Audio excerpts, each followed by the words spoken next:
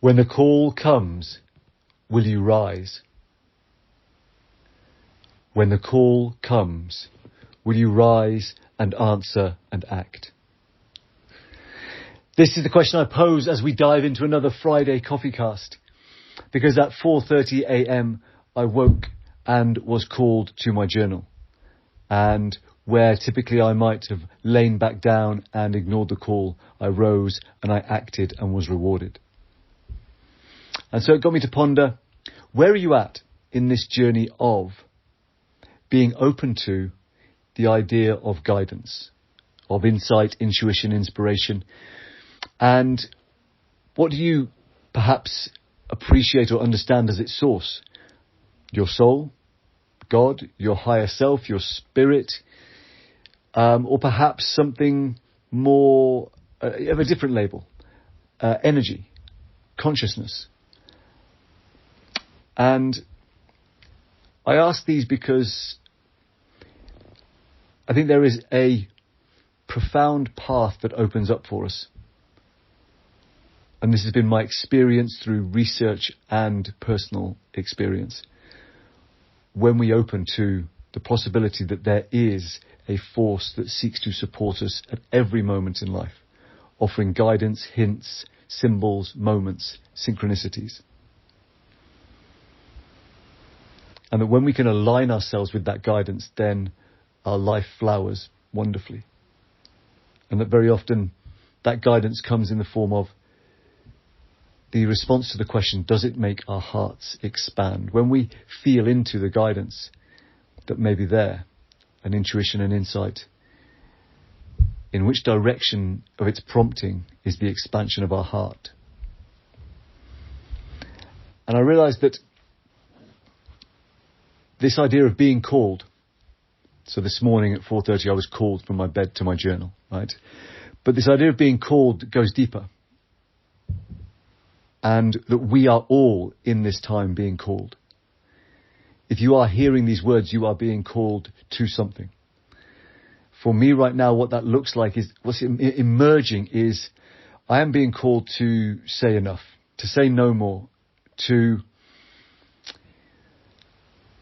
a creeping agenda that squashes all counter opinion. And that seems to be fundamentally anti-life. And I mentioned it in yesterday's CoffeeCast, this notion that Bill Gates is trying to cut down trees to save the planet, like bury them, some carbon capture thing. Are you joking me? Come on. And so I am forced to come to a place where I am saying no to agendas that are fundamentally anti-life. And that seems to be right now that the climate change agenda is that. And I appreciate this may seem like heresy to you. And what I do not mean is that we as a human species do not need to radically alter our relationship with our beloved planet. And any agenda or solution that proposes to cut down trees, any agenda or solution that proposes to limit the beautiful flourishing of human travel around this planet, of connection, anything that seeks to limit us as beings, to put us into 15-minute cities where we are hemmed in by programmable money that can be switched off at a whim without our control. No, no, no, no, no, no, no. Anything that is curtailing the dignity, beauty, wonder and freedom of our human souls is a no. For me. And this is the call that I feel is emerging for me to stand for. Exactly how I do that, I do not know. I do know that I am called also to serve, to champion, to stand for enterprising over 50s. For in the over 50s demographic, there is such a vast, untapped resource of knowledge, know-how, skills, resilience, experience, that truly, I believe, can play a pivotal role in righting this ship. Can speak common sense, can speak love into the hearts of those who have become blinded by agendas, who have been told what to think and have been taught, trained and educated almost from birth to be going along with agendas that are fundamentally anti-life and anti-love.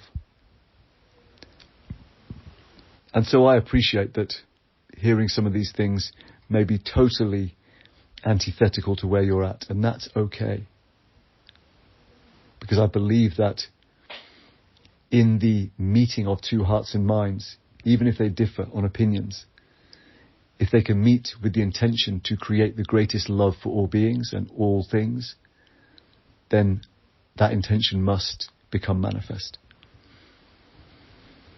So, what are you being called to? What is stirring in your soul? For again, if you are hearing these words, you are being called. There are 8 billion of us on this planet, and somehow you came to these words. And we all in this time have a choice to believe that we are powerless victims and that life is happening to us, or to rise and to know that life happens for us, through us, as us. And that therefore, knowing that life happens for us, through us and as us, we can align with a loving force that seeks to help and support. For we are life. We are the love that we would see. We are the beauty. We are the wonder. And when we move in that direction, when we hear the call to move in that direction, and we rise and we act in alignment with those wonderful intentions, then wonder must be. That does not mean it will not be hard. That does not mean there will not be incredibly painful and tough moments. But we will be walking towards a loving intention. And that must and will always reveal itself in ways we can never possibly fathom, but can marvel at anyway. And that is the great beauty and mystery of this journey of life. So, how are you being called? What is stirring? And will you act?